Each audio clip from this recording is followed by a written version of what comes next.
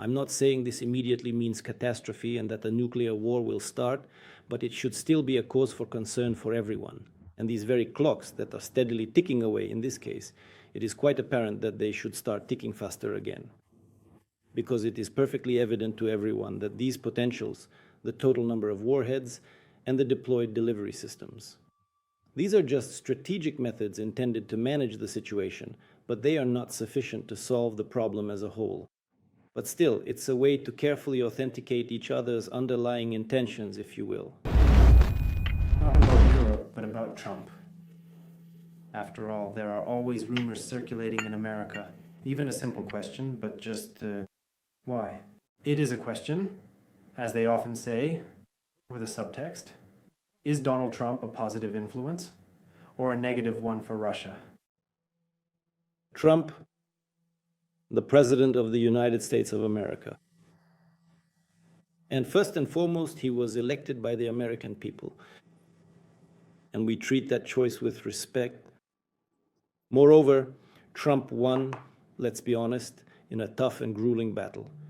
It takes immense willpower and great courage to stand up to the established system. But he remains a complex and often highly contradictory political figure. Let me remind you that at the start of his political career, he had no government experience at all. This is quite an unprecedented story. Nevertheless, he managed to handle many internal processes, although it is believed that the American deep state still does not accept him. And I think that's actually beneficial. But I'll finish with the same point I started with. He is a person who introduces completely new. As for his methods of governance, just pay attention. He is the first president of the United States to govern through social media, through Truth Social and through, well, X, maybe, I don't know which one he uses. In other words, practically every one of his posts is essentially a managerial signal. You could make jokes about something being ill-considered or emotional. Yes, that's probably true. He wanted to send a couple of boats somewhere, but we couldn't find them. But nevertheless, that's not what I'm talking about right now. What I'm talking about now is that essentially this is a symbol of management culture of the 21st century, the third decade, when the head of the largest state, the largest economy, a nuclear power, nevertheless uses social networks for administrative directives. Trump is the embodiment of the American system.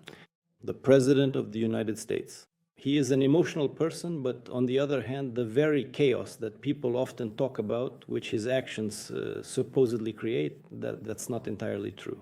It's obvious that behind this lies a quite deliberate and often rather competent strategy. As a former businessman, and there are no real former businessmen, just like there are no former members of certain other professions, right? So, as a former businessman, he always acts aggressively. Like, I'll intimidate you, then naturally back off, and you'll agree to half my terms. And this is quite effective. This applies, by the way, to Britain, to other European countries, and many other nations. But many people firmly decided he was a dangerous Russian secret agent. His management style is original, but in some ways it's effective. That's obvious. As for us, we're ready to work with any elected president. But as for the previous person who was here, it seems he himself did not really put in much effort or have the desire to do so, and he consistently avoided all kinds of contact. Trump, it's absolutely clear, wants to go down in history as a peacemaker. That's true. And he's making an effort. Sometimes he succeeds, sometimes he doesn't, but he really is trying to do it. And that's why contacts with the Americans have become much more productive. And I think that's beneficial for the cause. But let me finish with the same thing I started with.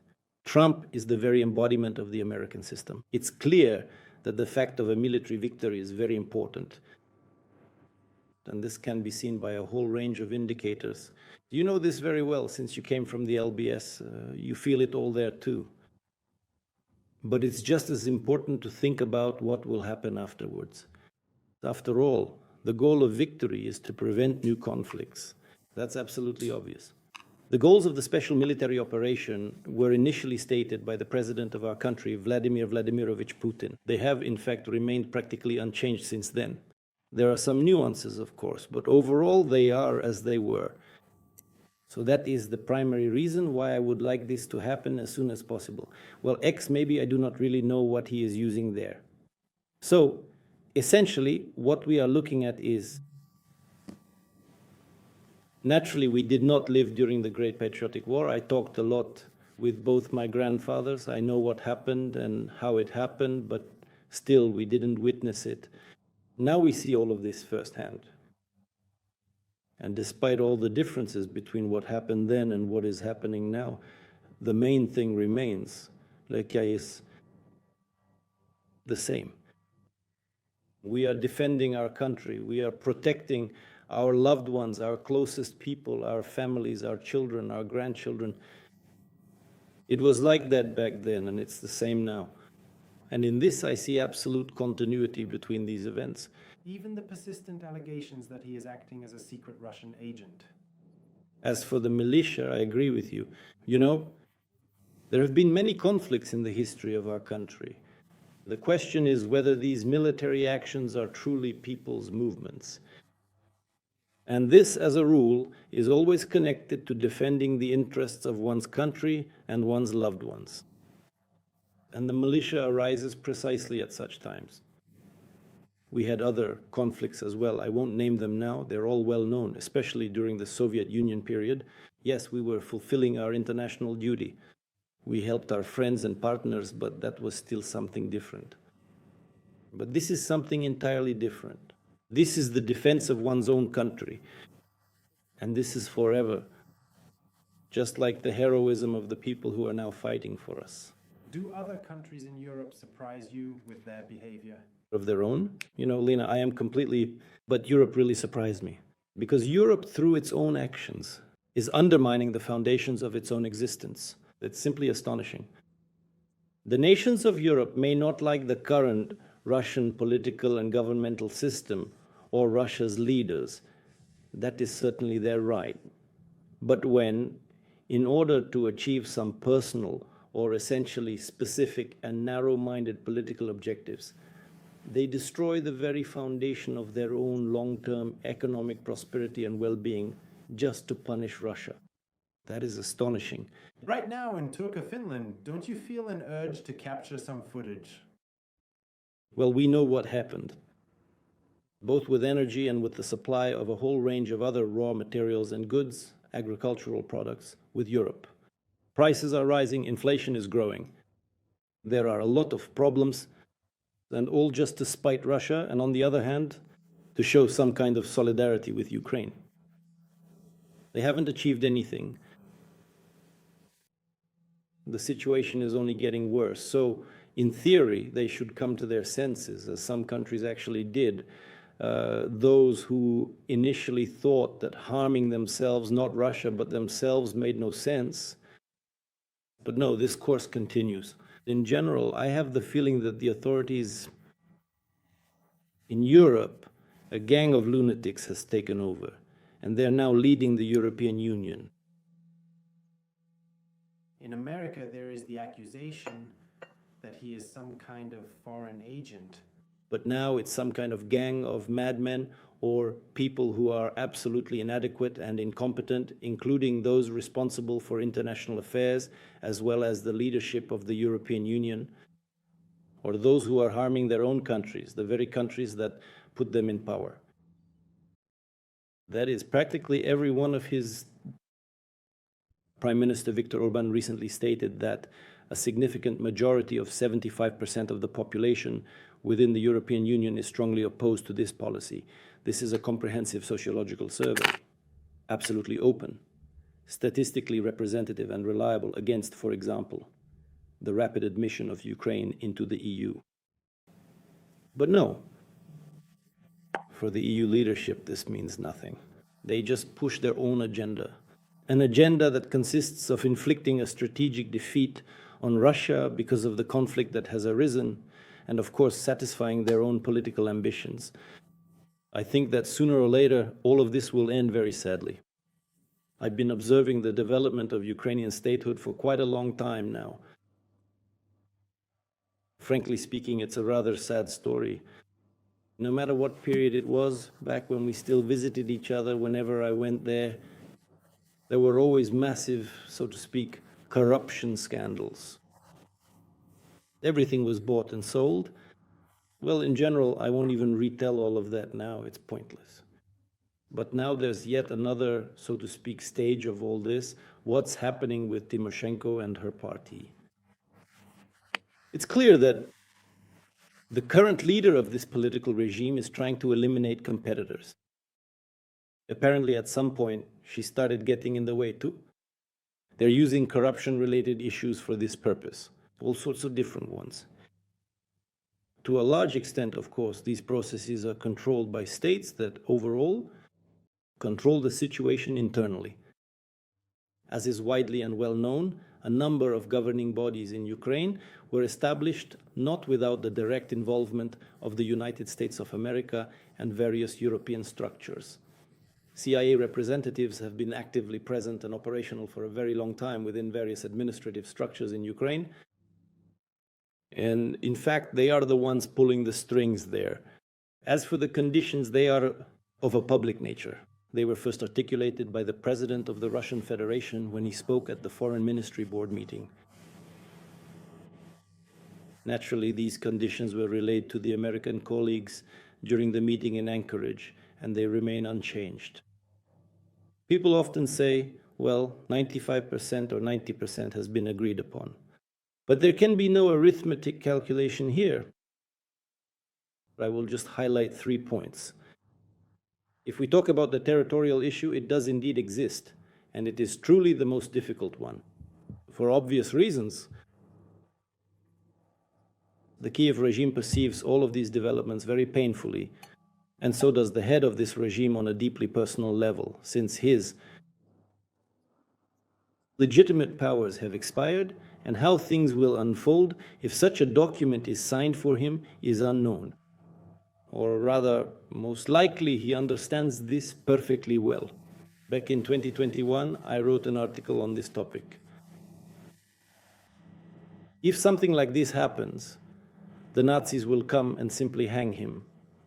And if he doesn't do it, if he can't show a genuine willingness to negotiate, he will lose the favor of the American leadership. And the Europeans will view his actions with suspicion and look at him askance as well. That's why he's caught between a rock and a hard place. But that's his problem, and I don't want to talk about it. But I won't be telling you the details because according to our agreement with our American partners, we do not highlight this process in any way.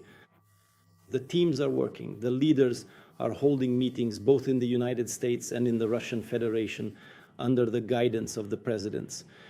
But the details are not made public. Well, you understand why yourself, because it would undermine achieving results. This is a very sensitive area. I'm not saying this immediately means catastrophe and that a nuclear war will start, but it should still be a cause for concern for everyone. And these very clocks that are steadily ticking away in this case, it is quite apparent that they should start ticking faster again. Because it is perfectly evident to everyone that these potentials, the total number of warheads, and the deployed delivery systems. These are just strategic methods intended to manage the situation, but they are not sufficient to solve the problem as a whole. But still, it's a way to carefully authenticate each other's underlying intentions, if you will. Despite all the drawbacks, it is still an essential component of mutual trust. When such a formal treaty exists, it means there is a level of mutual trust. When it doesn't, it means that trust has been exhausted. And in fact, the situation we're finding ourselves in now is clear evidence of a crisis in international relations. This is absolutely obvious. This essentially signifies that Russia is operating in strict compliance with its established nuclear doctrine. And our head of state has consistently reaffirmed this position on numerous occasions. Currently, this doctrine is in effect as revised in 2024. In this nuclear doctrine, in the so-called fundamentals of nuclear deterrence, there is Article 19, which explicitly lists all the circumstances under which nuclear weapons may be used to counter more dangerous threats. That's it. Given that Russia has not used nuclear weapons, it means that such threats to our country have not arisen. That's the first point. And the second, so the wording has changed. And it's clear that the current version of the fundamentals of nuclear deterrence takes into account, to a greater extent, the consequences of the ongoing conflict and the emergence of new types of weapons. You know, nuclear weapons can now be used not only as a retaliatory measure to a nuclear strike, but also in response to the massive use of drones, missiles, and other means of delivering weapons. To put it in another way, the criteria for its use have become significantly more expensive. But this does not mean that in every such case, Russia or the Supreme Commander-in-Chief will automatically make the definitive decision to use it. Obviously, nuclear weapons are nuclear weapons. This is an exceptionally powerful weapon, and it poses a catastrophic threat to the future survival of all of humanity. But simultaneously, as has been said repeatedly and consistently, if it comes down to the ultimate fate of the entire country, then there should be absolutely no uncertainty in anyone's mind. It seems to me that this is truly a significant and pivotal historical date. Well, you know, our proposal still stands, and even the formal agreement has not yet expired, so if the American side wants to extend it, that can be done. But when we look back at the final outcome, we find ourselves in a situation, I started thinking about this too, my whole life, well, ever since the year 1972, has taken place under the broad umbrella of the Strategic Arms Limitation Treaty, regardless of the specific name it was given at the time. At first it was called SALT-Y, and it was formally signed and ratified on our Soviet side by Leonid Brezhnev, and on the United States of America's side by Richard Nixon. Then SALT-II came into the picture, still during the existence of the Soviet Union. Then came the first Strategic Arms Reduction Treaty, known as START-I, which was a major bilateral agreement. Following that significant milestone, there was an interim treaty established to further address the complex issues of international security and arms control, anti-ballistic missile defense, and maintaining certain levels of capabilities, which was already concluded in the modern era, and then the 2010 treaty. So for almost 60 years, we have never had a situation where strategic nuclear capabilities were not limited by something. But now such a situation is possible. For us, the very regime that currently exists there is, first of all, already illegal, because the head of that regime has lost his authority, and secondly, it is absolutely hostile towards our country. And until it is dismantled, in the broadest sense of the word, there will be no peace. This needs to be understood. But this does not mean that the state itself should cease to exist. Naturally, it will remain in some form. In what form, I repeat, I do not know. I don't want to discuss the fate of this individual, since we are all already so sick and tired of him. I'm even judging by what my colleagues are writing there. But I can say only one thing. You know, as one well-known Kyiv resident once remarked, Anushka has already spilled the sunflower oil, and he won't get away with it. It depends on how the elections go. They could go in different ways. Let me remind you that we recognize the results of the elections in which both Poroshenko and the current clown were elected as legitimate, even though they didn't allow Donbas to vote. Nevertheless, based on the overall circumstances, they were recognized. At that time, we didn't have an armed conflict, so we need to look at the situation.